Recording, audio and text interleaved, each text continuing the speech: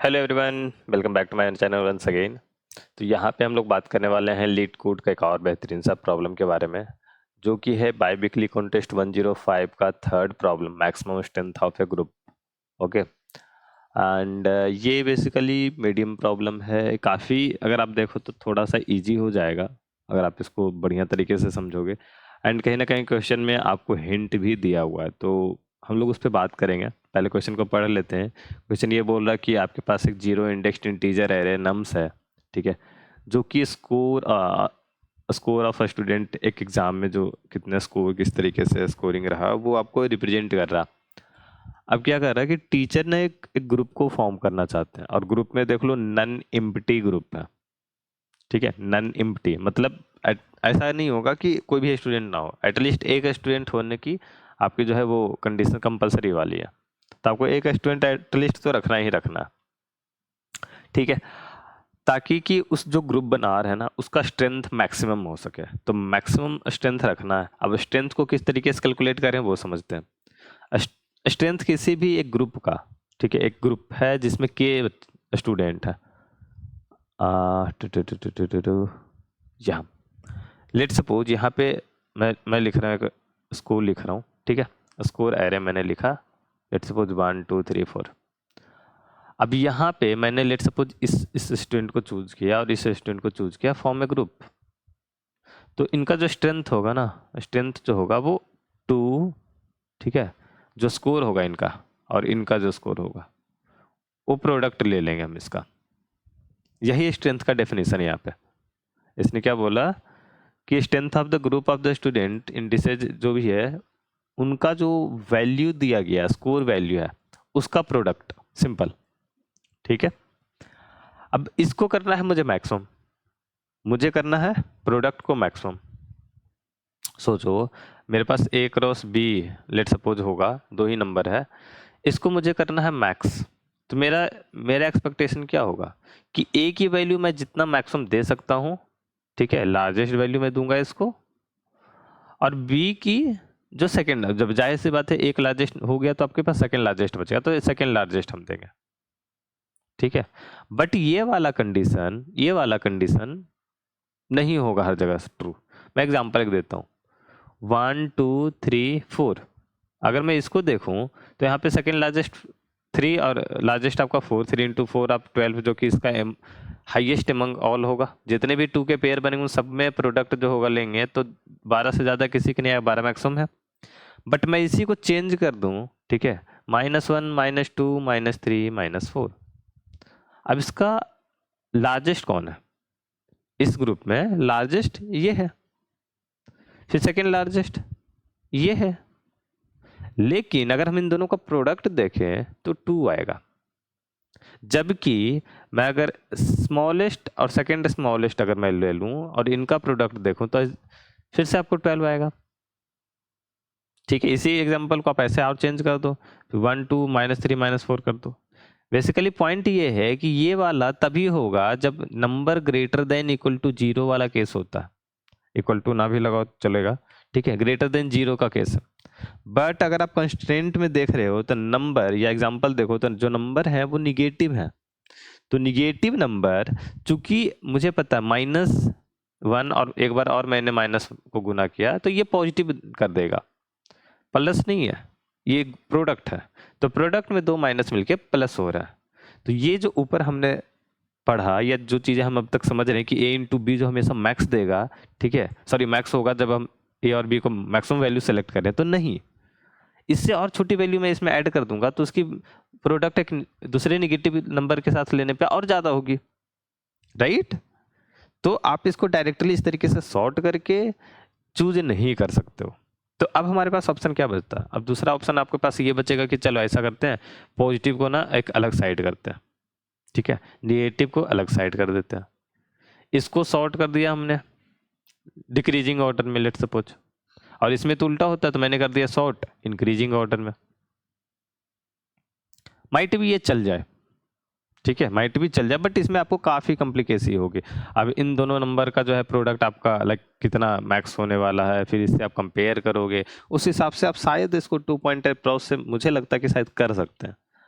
But मैंने फिर देखा इसको कंस्ट्रेंट पे, कंस्ट्रेंट इसके 1 और 13 पे तक ही है, मैक्स वैल्यू 13 है। तो अगर मैं सारे सबसेट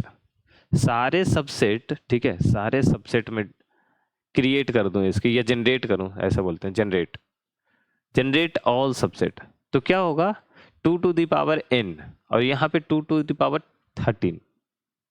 तो ये जो वैल्यू है आपका टीएलई तक नहीं जाएगा, 12-13 जो है आपको जहां भी मिले ये आपको टीएलई नहीं देगा, ठीक है, ये वैल्यू इतनी नहीं पहुंच पाती। तो इससे साफ मुझे पता चल गया कि कहीं ना कहीं अगर मैं सारे सबसेट जनरेट करने लग जाऊं तो टीएलई नहीं देगा। तो बस सिंपल सा केस है, इधर इसके बारे में सोचना ही नहीं है, हमने सारे सबसेट को जनरेट कर दिया, ठीक है। तो अब अगर मैंने लिखा 1 और 2, सॉरी -1 -2 -3 और -4, अब इसका एक सबसेट -1 -2 -3 -4 पहला हो गया, फिर -1 -2 -1 -3 -1 -4 -2 -3 -2 -4 -3 -4, ठीक है। इस तरीके से हमने सारे सबसेट इसके जनरेट कर लिए, -1 -2 -3 -1 -2 -4 -2 -3 -4 -1 -3 -4, और ये आपका -1 -2 -3 -4। तो अब हम सबका प्रोडक्ट लेंगे, यहाँ पर क्या हो गया -1 -2 -3, ये तो ठीक है। यहाँ पे देखेंगे तो इसका प्रोडक्ट 2, इसमें प्रोडक्ट 3 4, ये हो जाएगा 6, ठीक है, मैं कलर चेंज कर देता हूँ, ये पे हो जाएगा 8, ये हो जाएगा 12, फिर ये आपका -6 -8 4 के बाद 24 24 -12 एंड ये आपका, ठीक है, हमें 2 का लेना था, ओके, तो सिर्फ 2 तक ही देखना, ठीक है। अगर मान लो ऐसा कुछ रहा तो हम इस तरीके से ले रहे हैं, सारे हमने जनरेट किया, अब हमने ये सिलेक्ट कर लिया। तो यहाँ पे देखो, इसने के एक रैंडम वैल्यू लिया था, इसने नहीं बोला कि कितने का ग्रुप बनाना है, मतलब हमें सारे सबसेट को देखना पड़ेगा। तब अगर 4 तक हम जा रहे हैं तो इसमें भी अगर कोई मिलता है, ठीक है, आपको मैक्सिमम 24 मिला, तो ये आंसर आपका 24 आने वाला। तो अब इसके लिए हमारे पास एक नॉर्मल सा जो तरीका होता है हम वही यूज करने वाले हैं। तो बेसिकली इस पॉइंट को बस समझना था, कंस्ट्रेंट को ध्यान से देखना था। तो अब हम लोग आते हैं कोड पे। यहाँ पे मैंने आंसर इनिशियलाइज कर दिया फर्स्ट वैल्यू से। आप इसको चाहो तो इस तरीके से कर सकते हो, ठीक है। यहाँ पे इंट मीन कर दो, ताकि कोई जब भी वैल्यू होगा उससे छोटा कोई वैल्यू नहीं होगा यहाँ पे। अब उसका भी रीजन दे दूं, नम्स आई की जो रेंज है वो -9 से 9 है। तो अगर मैं 13 एलिमेंट को +9 या -9 ले लूँ तो भी वैल्यू बहुत छोटी है, वो इंट के रेंज से ज़्यादा नहीं जाएगी, ठीक है। और चूंकि निगेटिव है तो उस हिसाब से उसको हैंडल अप कर सकते हो। अब चाहो तो एक बड़ी वैल्यू भी यहाँ पे असाइन कर दो आंसर में, ताकि जो उसका मैक्सिमम वैल्यू है, जब आप मैक्स लो, ठीक है, तो यहाँ पे गड़बड़ ना हो। बेसिकली पॉइंट ये है, देखो दिक्कत क्या होती है, हम लोग का आदत हो चुका है, हम लोग का हैबिट हो चुका है कि आंसर पे हम लोग 0 यहाँ पे जो है ना 0 लेकर उसके बाद हम लोग मैक्स पे जाते हैं, ठीक है। लेकिन अगर आपके पास एक ट्रिक है, ठीक है, एक ट्रिक नहीं बोलूंगा मैं इसको, एक मतलब एक गलती हो जाती है बार बार ये चीज़ है, जब भी निगेटिव एलिमेंट हो ना तो कभी भी मैक्स को, ठीक है, मैक्स जहाँ पे जिस वैल्यू को आपको मैक्स के साथ कंपेयर करना उसको 0 मत रखो।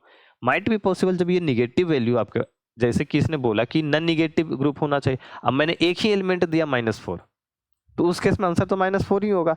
लेकिन आपने क्या किया है, आंसर को इनिशियलाइज 0 से किया है, और एज आपने की आंसर को यहाँ पे मैक्स करोगे तो -4 और ये 0, मैक्स क्या देगा, आंसर में आएगा 0, लेकिन आंसर क्या है -4।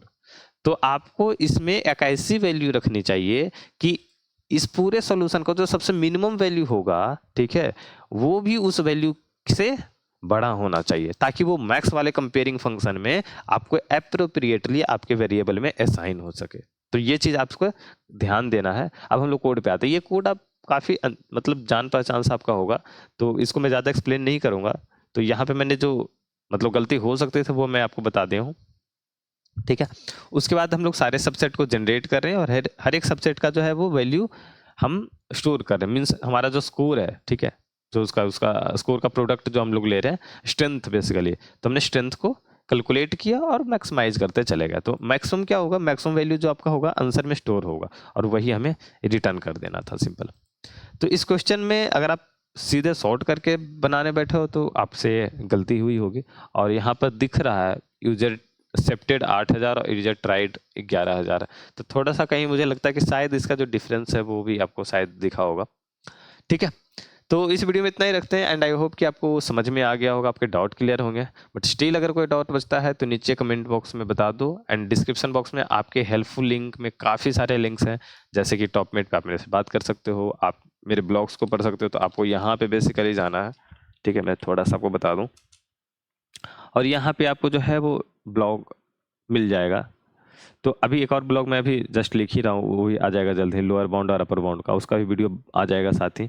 एंड आपको इस ब्लॉग को चाहिए कि नए नए ब्लॉग जब भी आए तो आप यहाँ पे सब्सक्राइब वाला जो ये है, आप यहाँ पर जो है आप अपना ईमेल आईडी करके वेरीफाई करना।